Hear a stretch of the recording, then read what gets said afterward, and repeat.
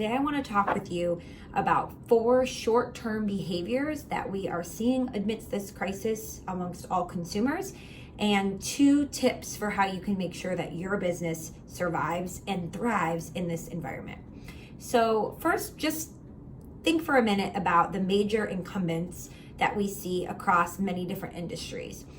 Those players often have a really hard time transitioning their business when things change at a rapid clip, right? So we just saw today Macy's announced they're going to be furloughing almost all of their workers. They are not set up to really reap the rewards of having an entire population buying digitally. Their digital footprint is nowhere near as strong.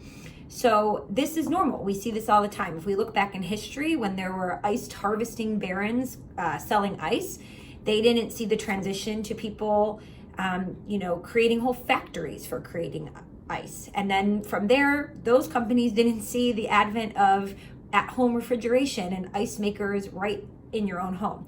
And so people continue to miss out on these incredible shifts that can happen, sometimes over a long period, sometimes overnight, and their business isn't able to survive. So let's talk about what's happening today in our current economy and some of the psychological effects that we're seeing on all consumers. So the first one, and I have 4, is that people are right now just very risk averse, right? We see a lot of businesses not wanting to hire. We see each individual household wanting to curb their own spending, not knowing if their job could be on the line, and people just being very risk averse. And that will probably carry over for a while. The psychological effects of this will last. The second thing is that right now, more than ever, and for good reason, people are incredibly germophobic, and that is going to most likely continue, right? After we witness something like this with the current coronavirus, COVID-19, it's not like when this ends, we're automatically going to go back to our old ways. We're going to continue to think about, before we go to a large gathering or a huge public event, we're going to make sure we're washing our hands.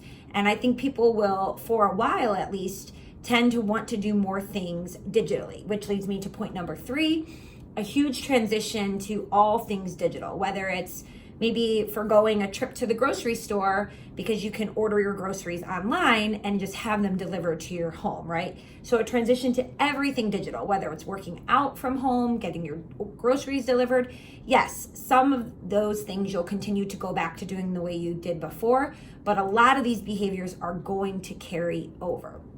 And that leads me to point number 4, which is a focus on value. So right now, when there is so much unknown and uncertainty about the future, about your own job, your own income, the amount of money your family will have in the months to come, if anyone will be laid off, people are incredibly focused on value. What can I get for the dollar that I've earned? And that will continue to carry over as well. A lot of psychologists talk about that a recession or a depression that people go through doesn't end when that ends. Psychologically, we carry it with us, and we even pass some of those values down to our children. And we've seen this historically in the past with people who went through the Great Depression, passing a lot of those cost-saving and frugal behaviors onto their own children. So those are 4 ways that the current crisis is impacting us. And now let's think about how we can take those mindset that we know that investors have and make it so that our business can thrive going forward, right? And survive this economic downturn.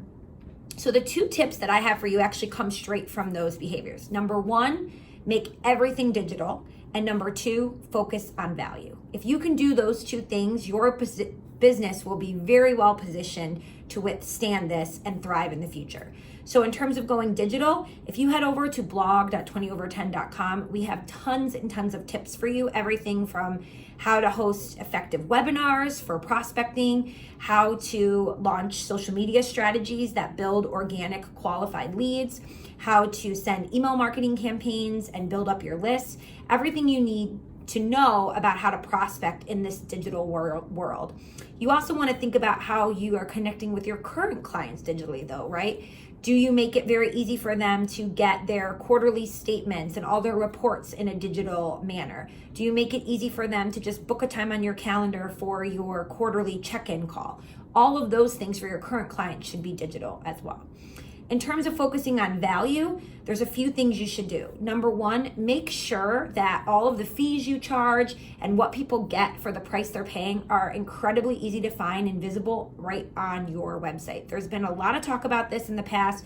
Should you disclose how you're paid, what fees you charge? I know it can feel overwhelming. We have a great blog post we can link to below as well, all about how to display fees on your site and some great examples of advisors who are doing this. But you want to get specific about what you charge and what the value is that someone gets for working with you. Another thing I highly suggest you consider doing is going to a subscription-based model, at least for maybe some of the planning part of what you do. Having a subscription-based model is becoming incredibly popular across all industries. It can be automated, again, going back to that digital mindset.